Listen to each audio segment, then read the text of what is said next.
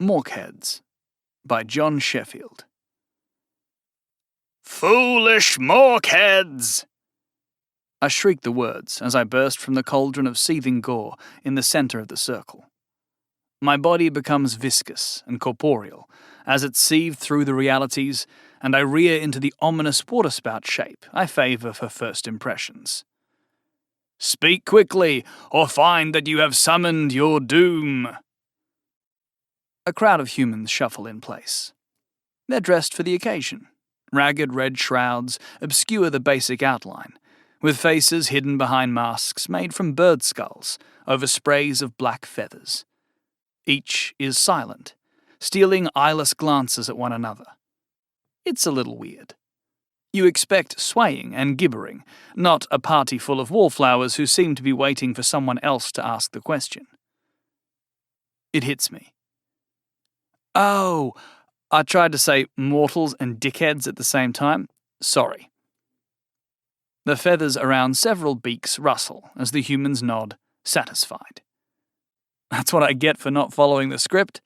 I was recently bound to an Australian pofferist in a few thousand years. It was all dickheads this, dickheads that. Dickheads, Australian for mortals.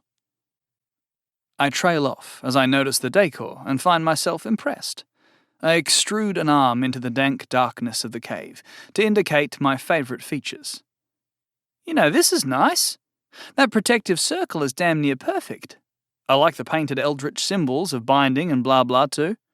They're as relevant to your safety as the thread count of those robes, but very consistent line weights. It's nice to see a cult taking it seriously. More silence. The conversation hasn't gotten off to much of a start. No? All right then. I wrap my body through itself into the pillar of twitching appendages I like to think of as business casual. Out with it! What is your pathetic, mortal, I emphasize the word, desire? I.e., why hast thou summoned me? Don't all talk at once. A tall one near the front, its toes just touching the edge of the circle, raises its hands. Sleeves slide away to reveal bony old man hands tattooed to the nails. O hideous outer fiend, we bid you welcome to Earth. But while we appreciate, while we hold thy putrid magnificence here for a very good, It falters. I give it the old hairy eyeball on the end of the stalk. Yes?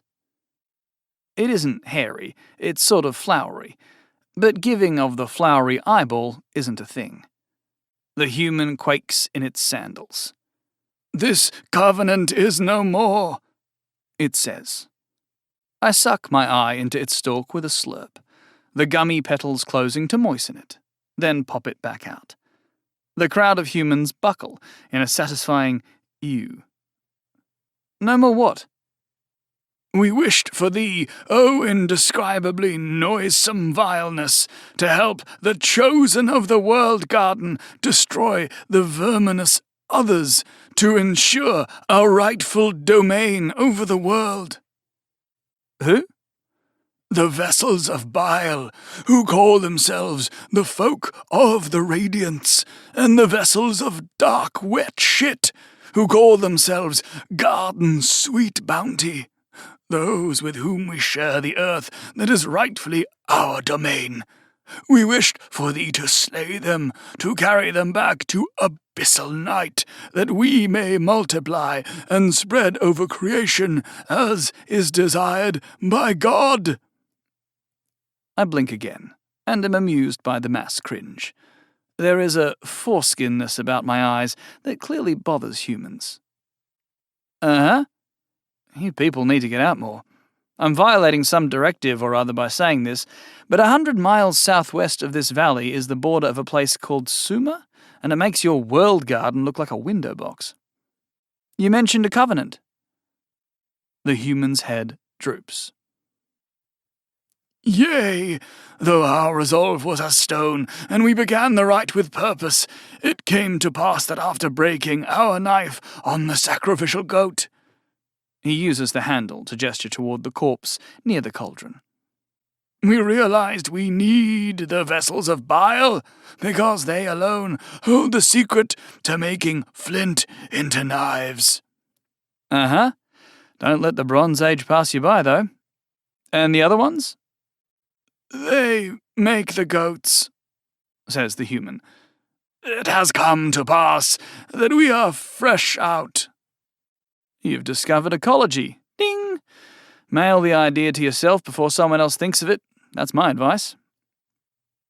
I take a moment to scan the protective rigmarole and reassure myself that it's only my agreeable nature preventing me from going all Tunguska out of pique. Painted on the cave walls is a hint of real power, but it's cute at best. Anyway, I don't like to take things personally. If I took mortals personally, I wouldn't have time to do anything else. Satisfied that I can choose not to stand on principle, I absorb my trunk and splash into a bubbling, restful lump. All right, I say. It's a waste of a knife and a goat, but I see where you're coming from.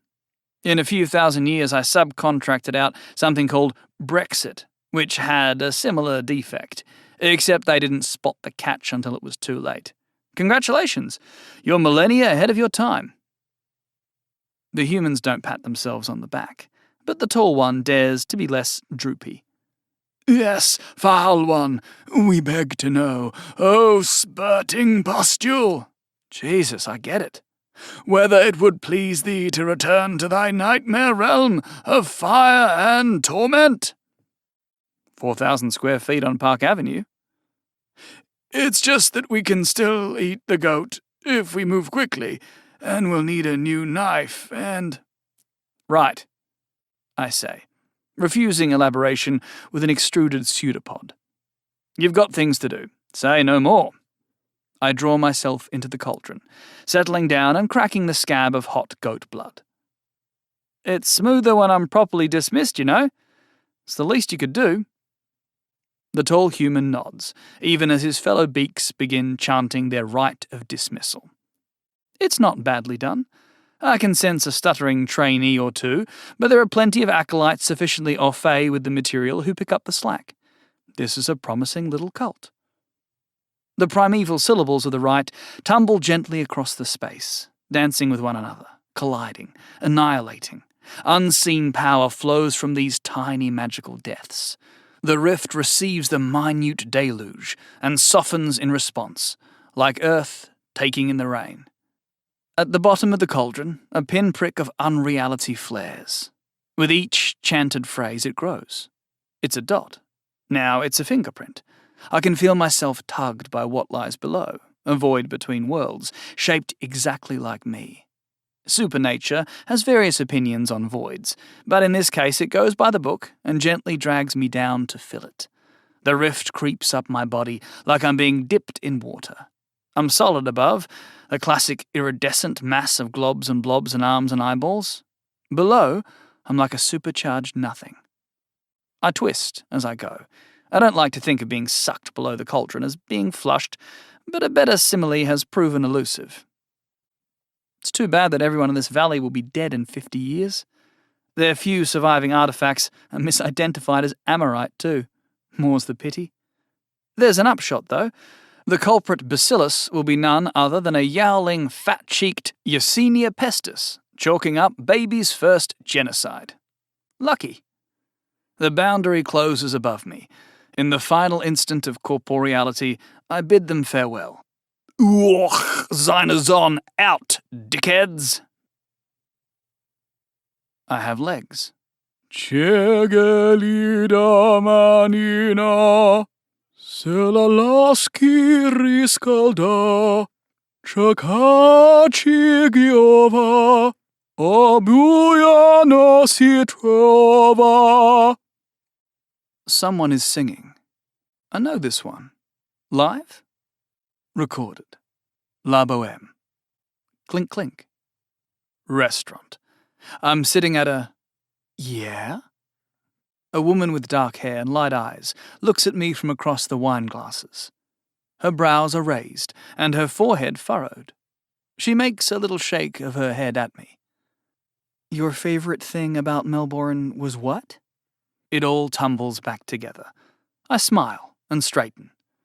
My favourite thing about Melbourne was helping a spotty teen wizard imprison each member of his horrible family in various caged songbirds. But I don't think the relationship is ready for that story. The coffee. I smile and sit up straighter. You wouldn't expect it, but they really know their coffee. I eat dinner. Happy birthday, John. That was a great story. I very much enjoyed reading it. And yes, I lived in Melbourne for over 10 years, and we're very much renowned for our excellent coffee and teenage wizards. So you really hit the nail on the head with that one.